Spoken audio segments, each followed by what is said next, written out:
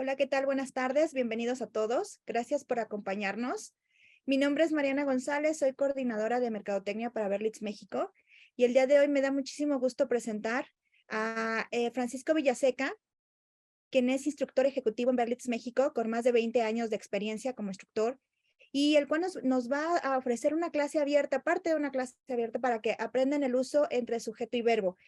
Y bueno, pues en este caso es una ayuda muy grande. En mi caso, que no soy nativa del idioma como tal, pues este webinar nos va a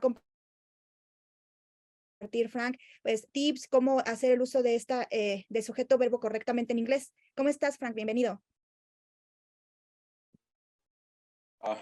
Marina, thank you for such a good introduction. I'm doing so fine, so good so far today. Great topic, like you said it, guys. If you're learning the language, it's an amazing topic for us all. You know, if when you think about language, you talk about very basic uh, grammar points, very basic parts of language, just like any other word we use, your name, any other word that gives its name to something. Those are nouns. We know these words as nouns in English. Nouns, just like subject is a noun, English is a noun, Berlitz is a noun, workshop is a noun. All of these words are basically the main structure. Imagine it's the backbone of language. So if nouns happen to be the backbone of language, what are verbs? Verbs basically are the muscles. Verbs are the muscles, guys. And I love thinking of this subject verb agreement, relationship, connection, because it's just like marriage, right? And just like any other marriage, there must be agreement. So we have harmony.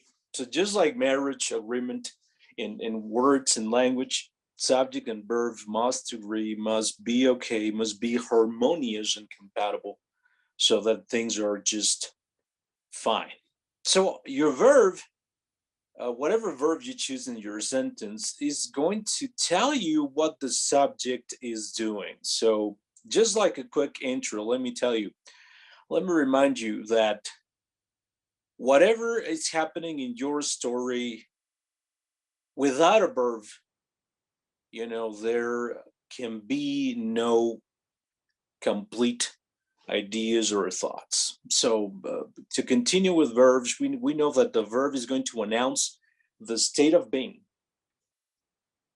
an occurrence, or an action, something that is happening today, that just happened yesterday, or is about to happen tomorrow.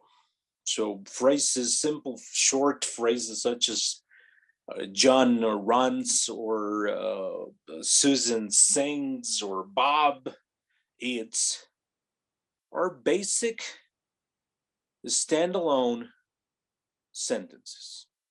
So there you go. We gotta have these two parts together, agreeing in number, agreeing in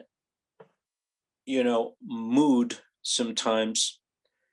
So basically we have, for example, a common subject like a dog, and if we have an action for a dog, let me just think about that. Either wrong chases, runs, eats, scratches, plays. So whatever your dog is doing, you have to say, well, for example, the dog ran away. There is some agreement here because we have one subject, in this case, a singular one. How many dogs do we have? In this sentence, we have just the one. So basically we have a tense and in the past, so the dog ran away. But if I want to make that into the simple present, I'm going to believe that the dog is in the third person form. So I'm going to have a singular third person verb, in this case, runs. So the dog runs away. Okay, So with this little intro, so you guys remember what verbs and nouns are and how nouns are the main part of the sentence when they are in that subject position and why they should agree with that verb, let's go into some basic rules.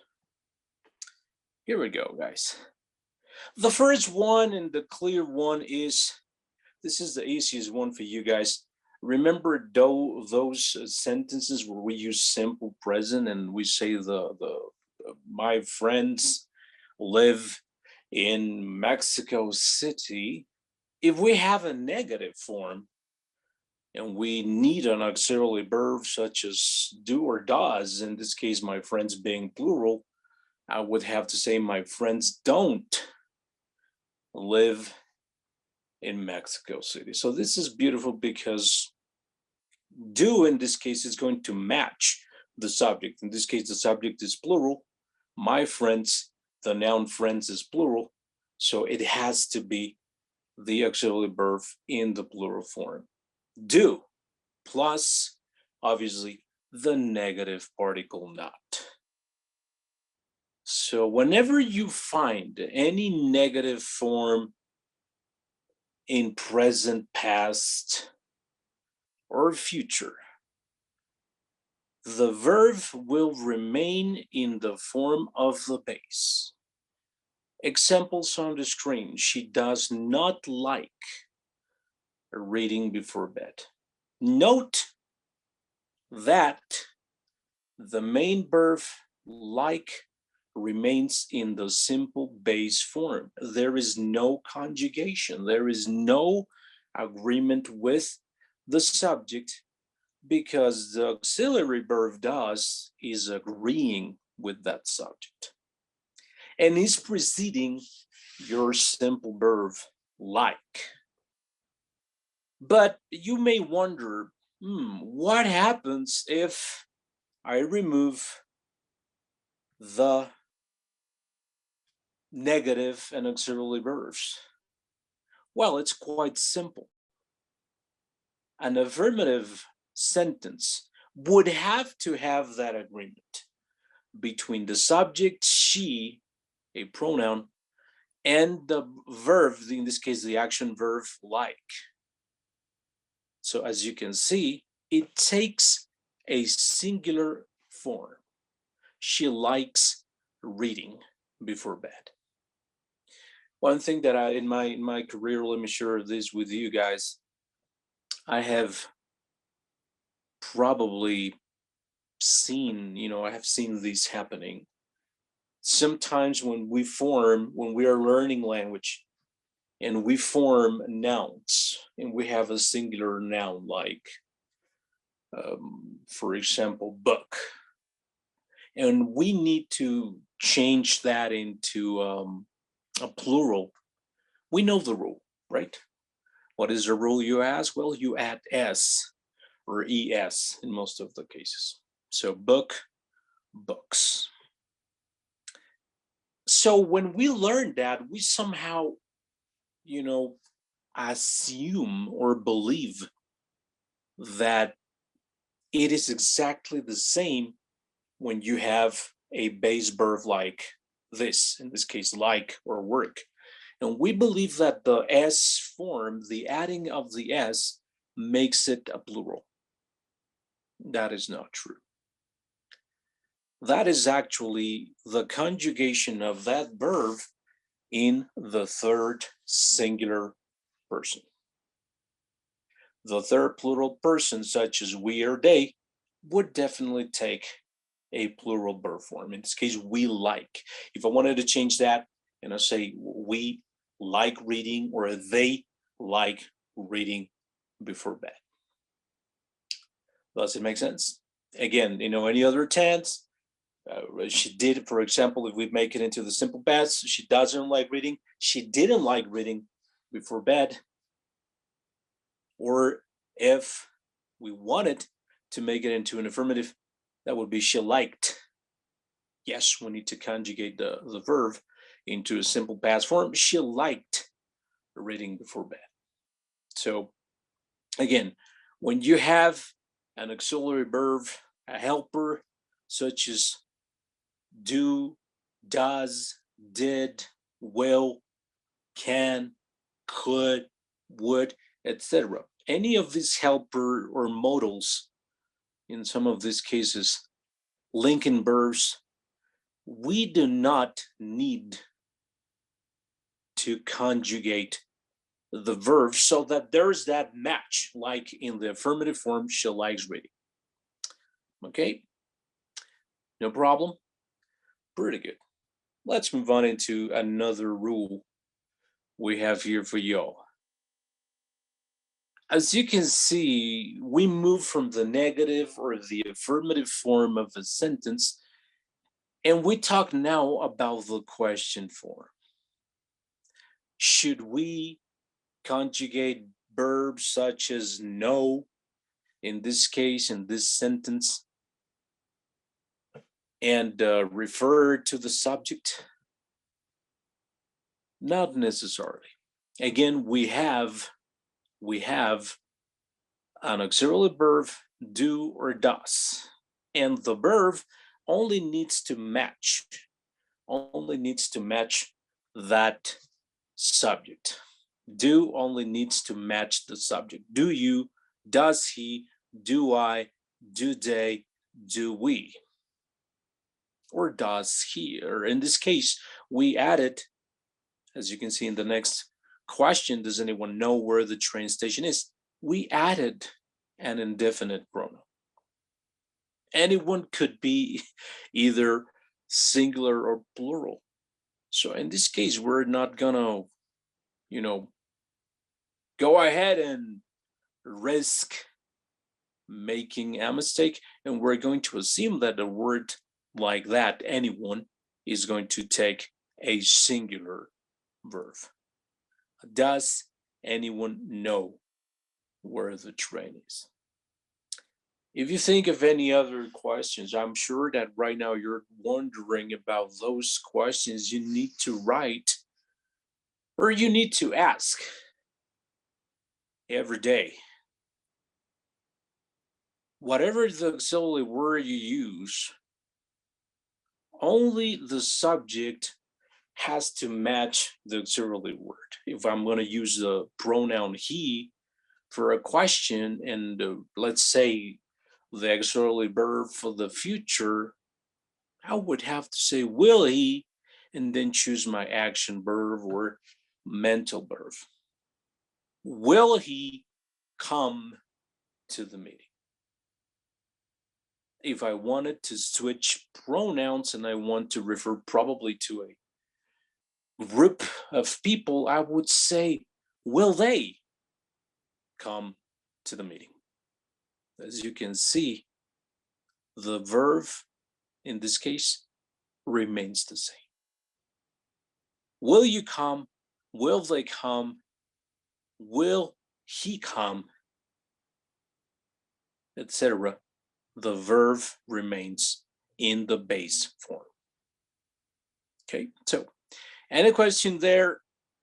Again, when you have either a modal or an auxiliary word, is going to have, most of the times a base verb.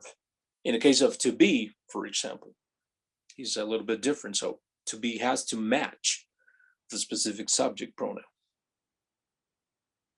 Are you? Is he? Are they? Are we? Or in the past form, were you? Was he? Was she? So as you can see, in the case of this linking verb to be, the subject and the verb have to match accurately. Okay, pretty good.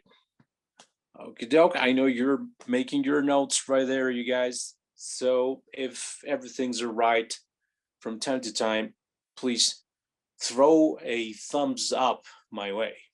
Okay, pretty good. Let's go now and look at the third rule. Now, this is when it gets interesting, guys.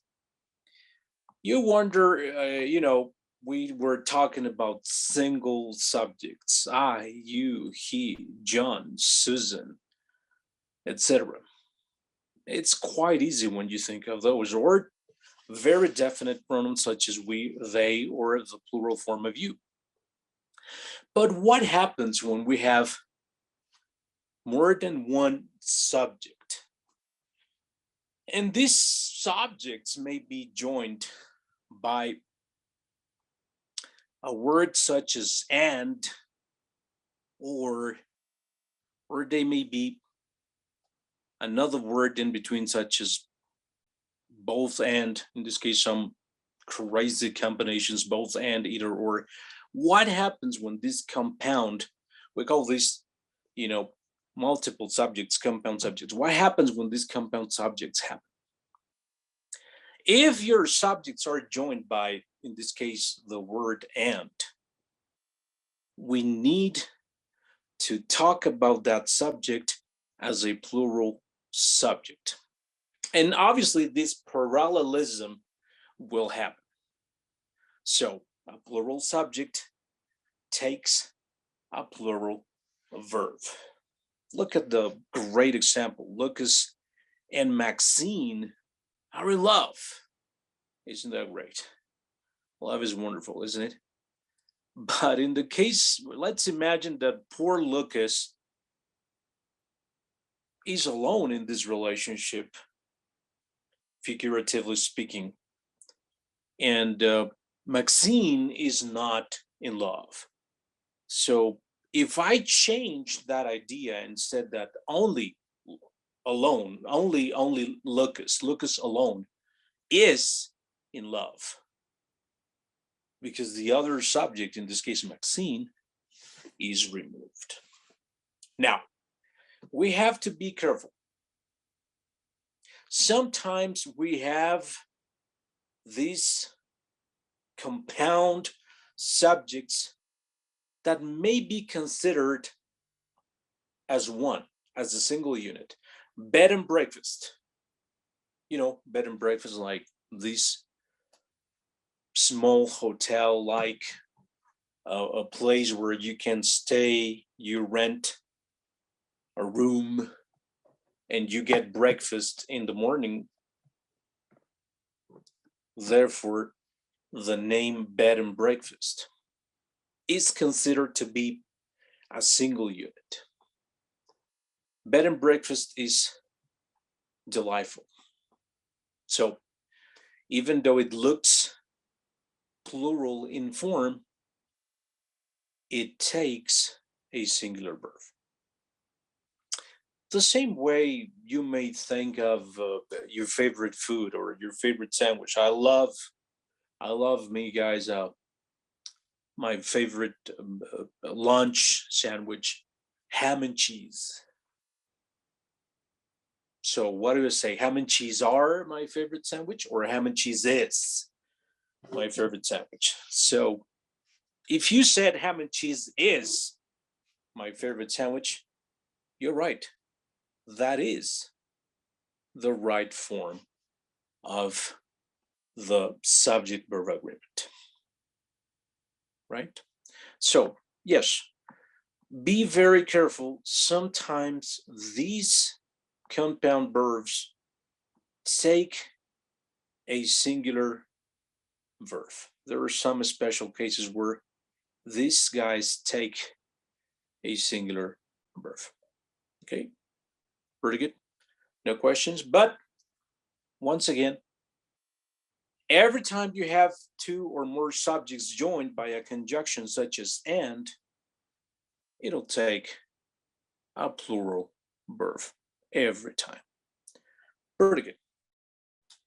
Let's go look at the rule number 4. Here is one of those special cases I was referring to.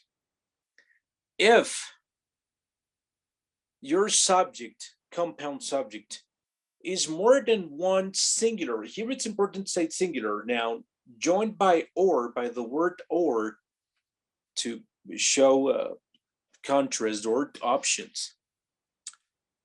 The subject of the two or more singular subjects or singular nouns will be considered as a singular subject.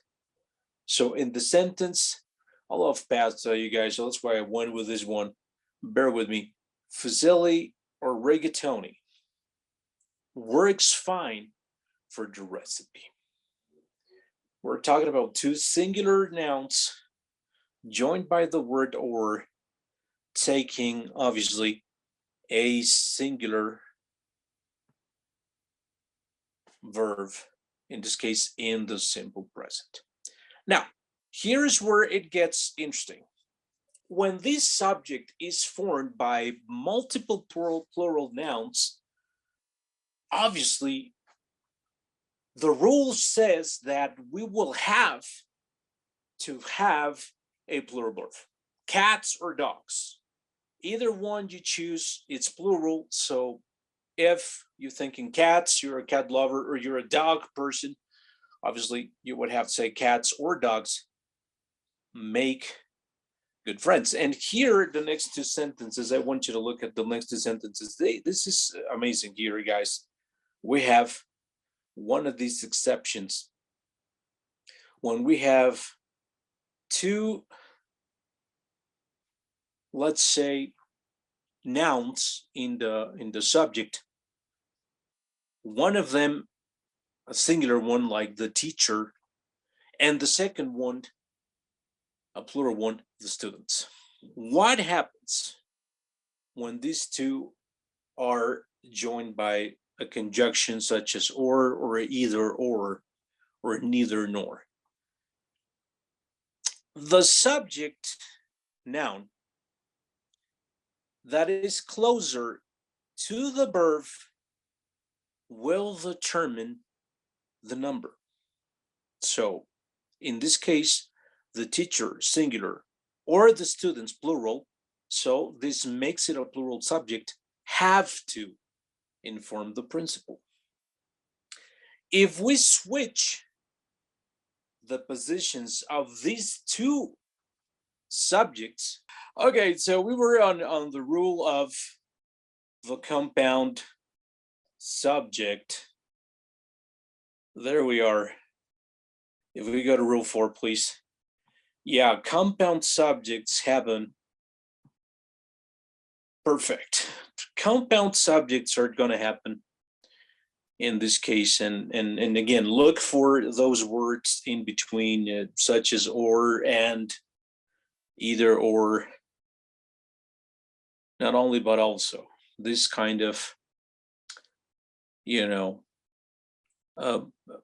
conjunctions, these correlated conjunctions. So obviously, again, the closest, when you see this happening, guys, choose and go for the closest noun to that verb. Again, if the verb is plural, students, that will be your key. That would be your cue to use a plural verb.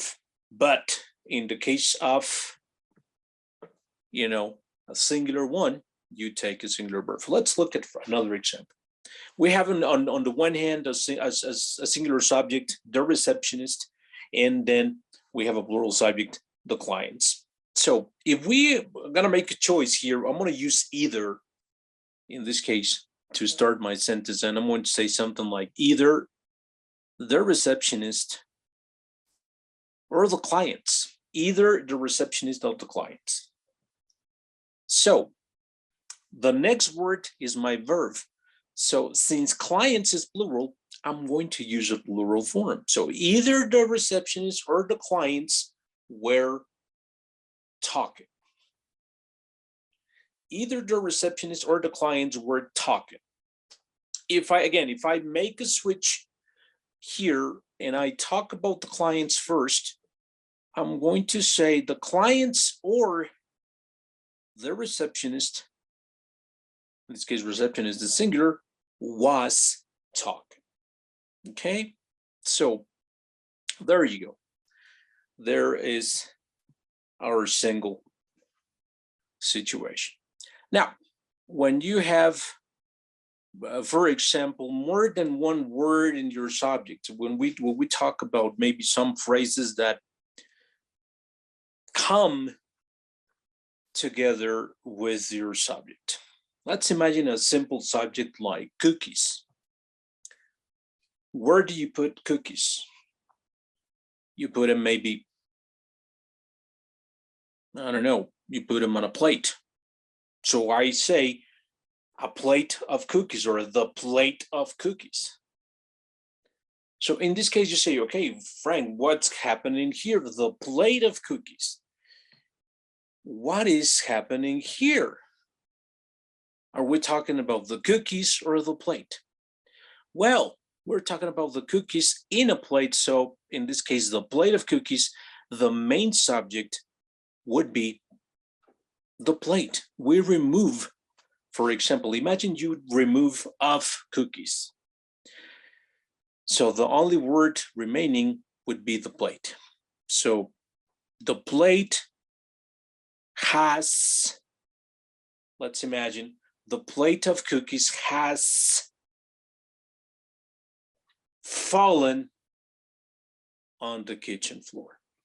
So even though you see cookies as a plural noun, our main subject, the one thing we're talking about is the plate.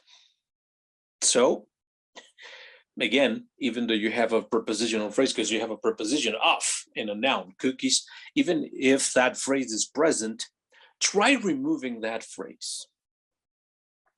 And the remaining subject will give you an idea of the verb form you may need. Okay? Pretty good. Let's try now moving to rule number 5, please.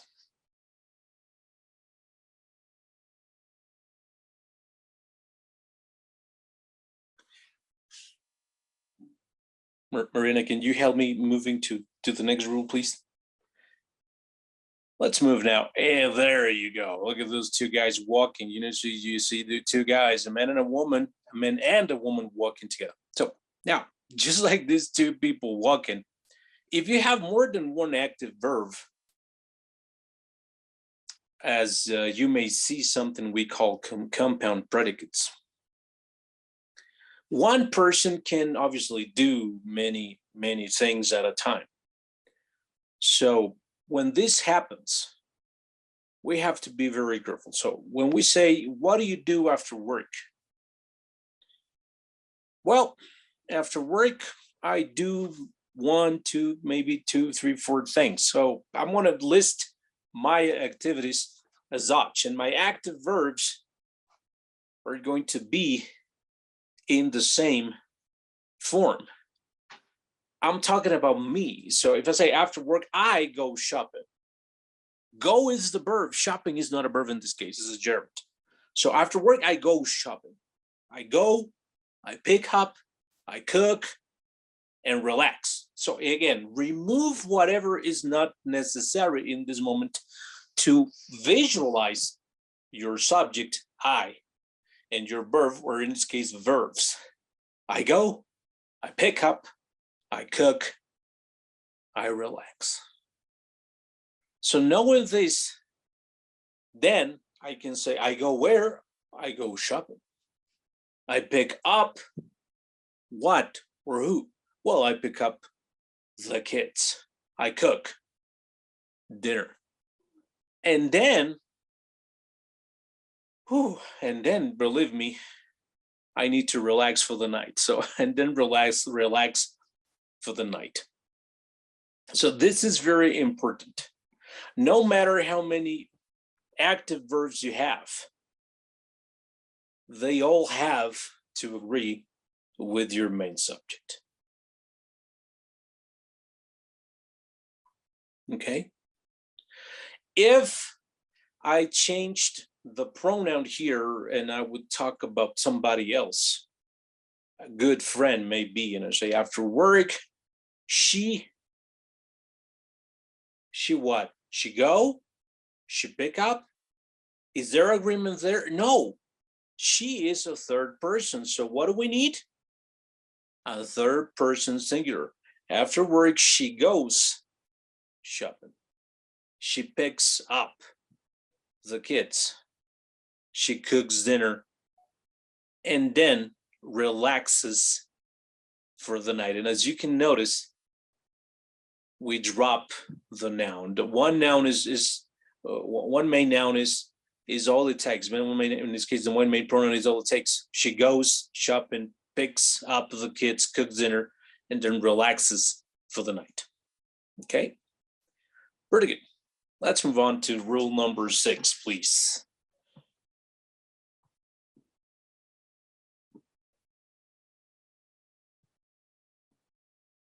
There you go. One more about collective nouns. Well, compound nouns joined by a word, ham and cheese, John and Susan, Law and Order, my favorite show. They are compound, but they're joined by a conjunction, another word. In this case, collective nouns can either be singular or plural,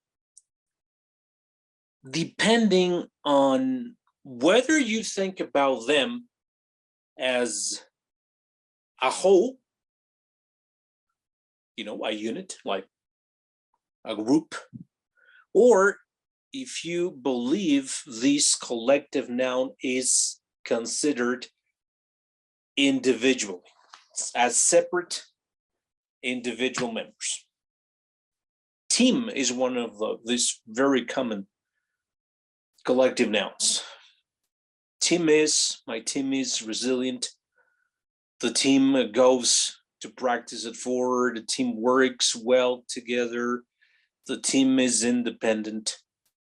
As I'm considering team as a single unit, I'm going to refer to them by using a singular verb, whether to be or action verb or mental verb, etc., etc. But when I think in my mind, I want to express that every single member of my team or of the team go home after practice. I wouldn't say, the team goes home after practice, because that would mean the whole team is going to somebody else's home. Could be, why not? But it's understood that when I say the team go to their own homes, or they go home after practice, I mean each and every one of them goes to their own home. Okay, so again, here this type of collective nouns can take either a singular or a plural. Audience. If you go to the theater, if you watch a movie, if you go to a sporting event and you're with people, or you're presenting, you have a meeting and you have an audience, maybe you're an actor or actress or performer, and you have people in the audience. Your audience can be either considered singular or plural. The audience enjoys the show, and maybe after the show, the audience go home or go somewhere else. So again, you need to make sure when you choose the verb that you're considering that collective noun either to be singular or plural. Okay, so far so good. Let's move on to rule number 7, please.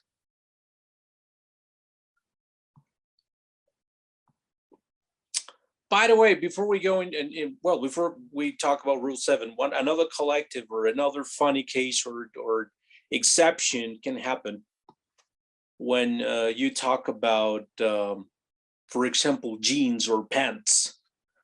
You cannot think of as pants or separate legs of like pant legs, or eyeglasses like separate glasses, or scissors, like two separate blades. So even though, they may look singular because, pens are not sold one leg at a time, or one leg separately, or glasses, the same case. These are always plural because they're made up of a pair, right? So jeans are always plural. Jeans look good. Those jeans look good on you or on me. Or maybe if you want to take a singular, in this case, when we talk about jeans, maybe I would add the phrase a pair of jeans. A pair of jeans look good. Or that pair of jeans is expensive. So yeah, when I talk about a pair of something, a pair of shoes, a pair of jeans, a pair of scissors, a pair of eyeglasses, they will definitely, or a pair of gloves, if you need gloves for your hands, we're gonna take a singular. But if I omit the phrase a pair of, I'm going to have a plural form. Jeans, pants, glasses, gloves, whatever comes in pairs. Right, now let's look at 7. 7 is fantastic. Some of these nouns, even though they look plural in meaning, not only subjects in academia, physics, English, economics, but what about countries? The United States. The United States is a great country to visit. Sure, why not? Or right now, more realistically, the United States is experiencing high inflation. Even though the form is plural, a nation like so will take a singular verb, right? And just like that, other areas of academia, again, learning subjects in school, physics, English, economics, statistics, would take always a singular verb, even though they may look plural. Another case may be politics. Politics is a difficult topic. So let's not talk about politics. So yeah, politics is something I don't understand. So I'm going to use the singular after the word politics, even though it looks plural. In the same way, when we talk about names of entities, what entities we're talking about? Oh man, books, movies. Oh, I love science fiction, don't you? Star Wars. That's plural, right? But it's a movie. It's the name of a movie, so it's going to take a singular. Star Wars is an amazing movie saga or film saga. Or maybe we talk about a book. Maybe you talk about the adventures of Tom Sawyer. Great book I read when I was a kid. But even though I'm talking about the adventures of Tom Sawyer and Huckleberry Finn, the noun adventures on the title is not going to take a plural verb. So the adventures of Tom Sawyer is my favorite book. So we're gonna do that when we talk about names of entities, nations, movies, books, etc. Okay? Pretty good. And just like that, we can also think of other intangibles: money, weight, distance. When we talk about money, you say, well, is that plural or singular? You say $10, $20. $20 is a lot of money, even though we have dollars. in the word, in the number 20, it looks plural, but money is always singular. But what if you say, what if I see the 20 separate dollar bills on the floor or on a table? 20 separate dollar bills. If you have the visual, and people who may listen to what you say have the visual, well, probably you could also say $20 are on the table, referring to $20 bills. 1, 2, 3, 4, 5, 20. Right? But if there is no visual evidence, you have to say, well, $20 is a lot of money. Or 2 miles is a long way. 2 miles, 20 miles, 10 miles is a long way. Or 60 pounds is a heavy weight. Again, this kind of metrics, distance, time, money, will take a singular verb. Okie dokie. No problem. Let's move on, guys, to our next rule. There you go. Any verbals, this is when it gets a little bit tricky. All the words, infinitives or participles, whether they are past or present participles, or gerunds, somehow they do not affect the subject-verb agreement.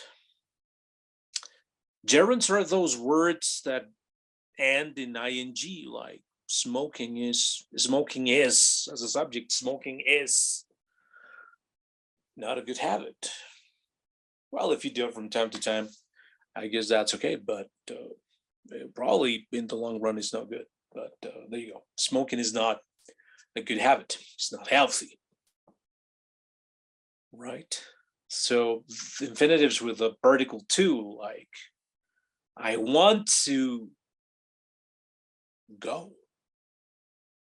It's not affected by that agreement. Or participles like ing. I was thinking. Thinking is nothing to do with the main auxiliary verb or linking verb was. They were playing. Obviously, where is matching the subject they? Playing is really not affecting it.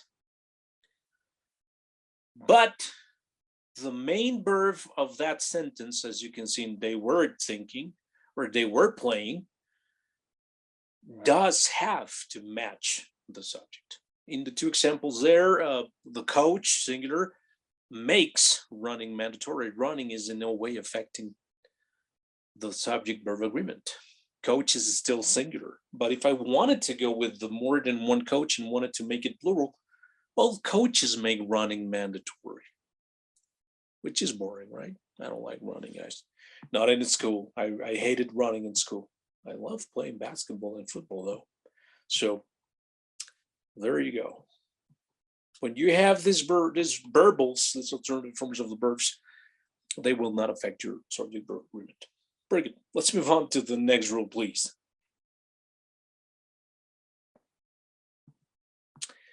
Okay, words such as each, every, all of these indefinite words or nouns, each, every, everyone, any, some, anybody, everybody, etc.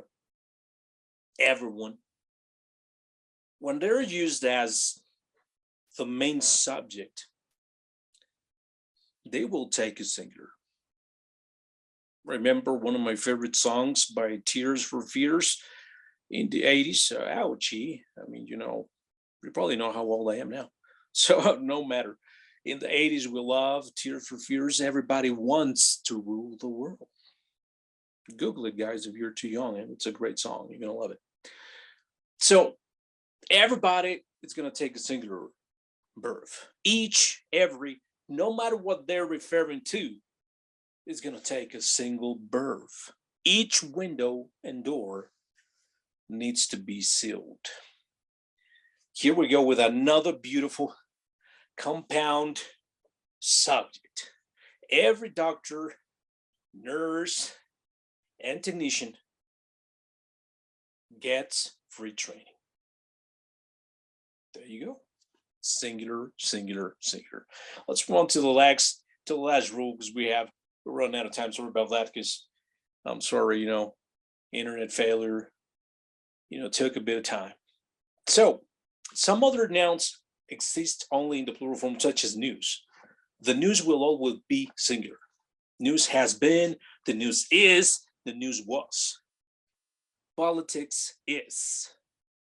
And well, in the case as I mentioned, scissors, jeans, eyeglasses, if you use scissors just like that, it's a plural noun, natural plural noun. So it's going to take a plural verb form. Scissors do not work. Politics is getting too combative. And the news has been present lately. Well, we know that for sure.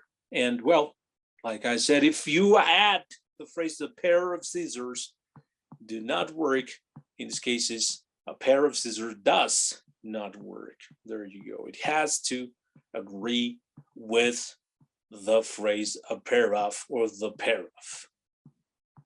Okie dokie. Pretty good. There we go. That's it for our rules, guys.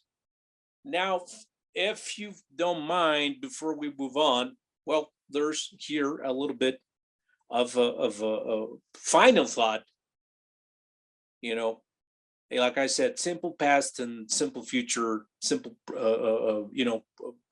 in this case, in simple tenses, obviously with the exception of to be or simple present. When you have auxiliary words like did or will, or any models would, can, should, could, may, might, the base verb does not change. They will be here, he will be here, I will be here, you will be here, we will be here. Right?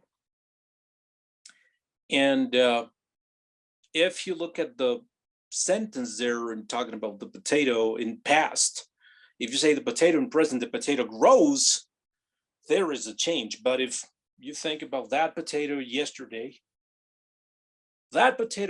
grew overnight, and other potatoes did as well. Those potatoes grew overnight too. Okay, pretty good. So if you don't mind, let's take a couple of minutes to do a very simple quiz. That you can check your quiz on your screen. We have, there you go, on the poll. We have very easy quiz. Choose your answer and let's see how it goes. Please go ahead and do this very quick 10-sentence quiz. Let's quiz your knowledge. There we go. Most action verbs are irregular. I mean, we have a lot of very, very, the good thing here, Alejandro, let me just switch to Spanish right quick. La mejor forma de identificar si tu verbo es regular o irregular es, well, básicamente, most action verbs que se refieren a, no solo a una acción, ¿no? Como vivir, leer, etcétera, etcétera. Todos estos verbos de acción o algunos verbos de state of being o verbos mentales que nos refieren a una actividad mental están en ambas categorías. Frankly speaking, para ser honesto, las mayores formas o la forma de verbos que encuentras más comúnmente son regulares. So, en este caso, la mejor recomendación que les puedo dar es busca en alguno de tus libros alguna lista de verbos irregulares. Son muy pocos comparados con los verbos regulares y sí los tenemos que memorizar. Perfecto. Y obviamente sabemos que los verbos irregulares van a tener una forma diferente en sus participios, ¿no? En el participio en el pasado simple y en el pasado participio. Un ejemplo de eso es, por ejemplo, grow, grew, grown. Entonces, sí son cosas que desde niños tenemos que memorizar. Perfecto, gracias, Perfect. Frank. Tenemos otra pregunta, esta es anónima. Como Okay. regla general, solamente tenemos que agregar ed a los verbos regulares para pasarlos a pasado, pero los verbos irregulares, creo que va un poquito en función de la última pregunta. Sí, no, los verbos irregulares tienen en su mayoría formas diferentes. Pueden tener ya sea una forma diferente en pasado simple y en participio, como es la mayoría de los casos. En el caso de, por ejemplo, run, ran, run, se repite la forma original en el pasado participio, pero hay algunos otros como hurt, por ejemplo, que permanece igual. Hurt, o put. Pero en su mayoría los verbos irregulares tienen una forma específica en el simple past y una forma específica en el pasado participio. En el caso, por ejemplo, de grow, grew, grown, ¿no? En el caso de to be, ¿no? Is, was, were, been, do, did, do, does, did, done, etcétera, etcétera. Perfecto. Por acá tenemos algún par de preguntas de redes sociales. ¿Cuál es la recomendación para poder diferenciar de manera rápida subject y object? Oh, fantástico. Tienes una fórmula muy simple que aprendes from the very first day desde kindergarten, ¿no? Sujeto, verbo y complemento. Tu complemento siempre va a ser el objeto. I like music. Ok. Si estamos hablando de quién, de mí o de él o de ella, pues ese es mi sujeto, ¿no? Lo identifico como está casi siempre al principio de la oración. Y el objeto es de lo que se está hablando, ¿no? El qué. I like, ¿qué te gusta? I like music. Y tu complemento puede ser de más de un objeto, ¿no? I like rock music. Ahí tengo ya dos objetos, ¿no? Pero sí, la forma más fácil es, acuérdate de esa formulita, sujeto, verbo y complemento. En el complemento está el objeto. Nota, en el caso de la voz pasiva es cuando hacemos el switch y el objeto se vuelve como el sujeto, y digamos, está ocupando la posición principal. Hay Claro. una inversión de sujeto a objeto. Perfecto, muy bien. Va a ser un tema también interesante que tal vez más adelante nos puedas dar tips Sí, también. claro. Podemos checar las voices en el futuro, claro, mucho gusto. Perfecto, Frank. En resumen, nos preguntan, de todas las reglas que nos compartiste, que están muy buenas, ¿cuál sería la regla básica, así la que es imprescindible para usar este tema? La regla básica es cuando definas tu sujeto en número y el tense, el tiempo, eso es lo que te va a ayudar a decidir cuál es tu verbo correcto. Y en la mayoría de los casos, como les decía, los auxiliares y los modales nos dan una gran oportunidad de usar un verbo base. ¿Sí? Muy bien, perfecto. Daniela Lara nos pregunta, ¿cómo identifico cuando el sujeto es plural y el verbo es singular, como algunos ejemplos que nos compartiste? Claro, en el caso de los nouns colectivos, la mayoría de la gente, para evitarse problemas, Daniela, utiliza el noun colectivo como unidad. Staff, audience, team, family. ¿Ok? Los vamos a usar todos como si fueran un singular noun, un sujeto singular. Solo en el caso en que tú quieras enfatizar que estás hablando de los miembros de una familia, del staff, del equipo o de la audiencia, vas a usar un verbo plural. Cuando usas el verbo en plural, la gente que te escucha está asumiendo que te refieres a todos los miembros por separado. Y entonces estás pluralizando tu noun. Perfecto. Por último, antes de pasar a los resultados del pequeño test para poderle comentar a la audiencia algunos ejemplos de este test, nos preguntan qué tipo de materiales son los que podemos apoyarnos para este tipo de reglas.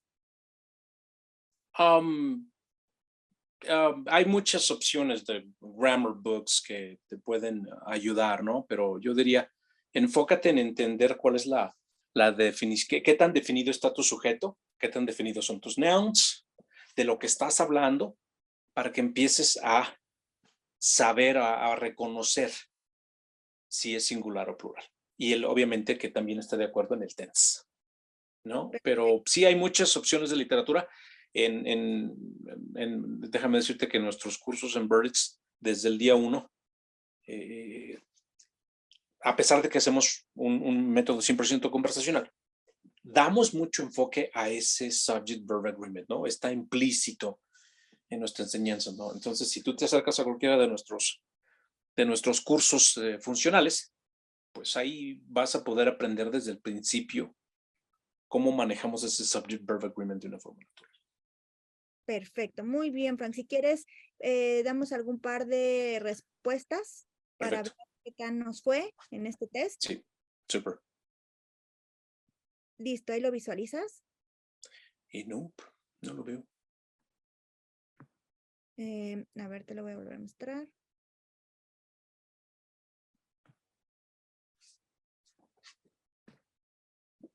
Si quieres ayudarme a darle clic a votaciones para ver si lo puedes No, I visualizar. don't see it. Ok. Ay, sí, aquí está. Ding, ding. Ok, rápidamente, la 1, muchos de ustedes dijeron Jonathan and his brother is going to on a bike trip. Esto sería correcto si dijéramos Jonathan or his brother, pero como tenemos and naturalmente nos va a dar esa pluralidad, ¿no? Acuérdense de las excepciones, son solo en caso de cosas que por uso se dan como singular, ¿no? Como ham and cheese. Ese ham and cheese siempre va a ser singular porque pues ya es del dominio público, ¿no? O el fish and chips en Inglaterra, ¿no?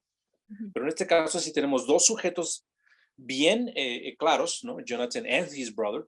Entonces la respuesta correcta sería are going on a bike. Perfecto. On a bike trip. Ok, are there, vean, este es 100% excelente. Are there not enough notebooks? Como tenemos there, are there, pero no teníamos la idea de que estamos hablando, entonces se dieron cuenta que notebooks es plural y es correcto.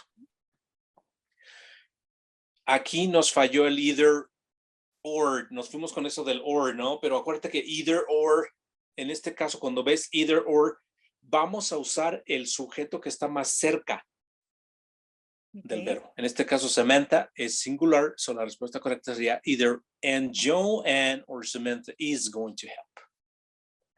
Perfecto. Si quieres un par más. Sí.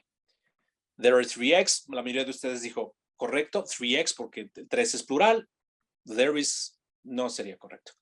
Y la mayoría también dijo en la pregunta 6, what does your dog look like? Excelente. Dog es singular y es mi sujeto, entonces eso fue correcto. Y lo que decíamos del gerund, la mayoría de collecting cards se fueron con la idea de que cards es plural. Correcto, pero collecting es la idea a la que me estoy refiriendo, es mi punto en esta oración. ¿A qué me refiero? ¿A las baseball cards o a que las colecciono? Entonces collecting va a ser siempre singular. Aquí es la correcta, sería collecting baseball cards. Y algunos se fueron con el plural de cards, pero la mayoría dijo collecting is one of my favorite hobbies. Excelente. Yay. Muy bien, en ese caso ya no tenemos más dudas, Frank, pero me gustaría comentarles que cualquier duda, cualquier información que tengan hacia nosotros, pues bueno, les voy a compartir un pequeño slide en donde pueden ver nuestra información desde cualquier país donde nos visiten, Frank, porque pues bueno, invitamos a diferentes países para... Excelente. Entonces, Excelente. Esta es algo impresionante que pueden hacer. Acérquense a su asesor en Berlitz, en su país de origen. Ellos les van a ayudar no solo a identificar sus necesidades, sino a identificar el curso que les va a ayudar a mejorar su inglés y a, pues, obviamente entender todos estos puntos gramaticales y no solo eso, sino hablar con mayor fluidez y con mayor naturalidad y adquirir esa confianza para hablar idioma. Entonces, así es, Frank. Y manden su email or give them a call. Exactamente. Acérquense a Berlitz, please. De cualquier manera, nos gusta también saber su opinión acerca del tema, acerca de qué tal lo estamos haciendo o algunos temas que quieran que más adelante tratemos. Y les voy a lanzar una pequeña encuesta de 3 preguntitos para que nos ayuden a saber de nuestro profesor, del contenido de este webinar Y también si quieren ser contactados por nuestro equipo de Berlitz para que podamos darles más información de cursos o de cualquier duda o inquietud que ustedes tengan, nosotros podemos con gustos apoyarle. De cualquier manera, Excellent. Frank, te agradezco mucho que nos hayas apoyado el día de Yeah, my hoy. pleasure. Un Recuerden que placer. estamos en redes sociales, Facebook, Instagram, LinkedIn, YouTube, Spotify. Ya tenemos nuestros Spotify, nuestros podcasts en Spotify. Escúchenlos, están súper buenísimos. Y pues bueno, ya está contestando la mayoría de nuestra audiencia. Muchas gracias. Perfect. Perfecto. Pues Frank, nuevamente muchas gracias por este tema. Un placer. Nos vemos en la próxima. See you soon. Bye-bye.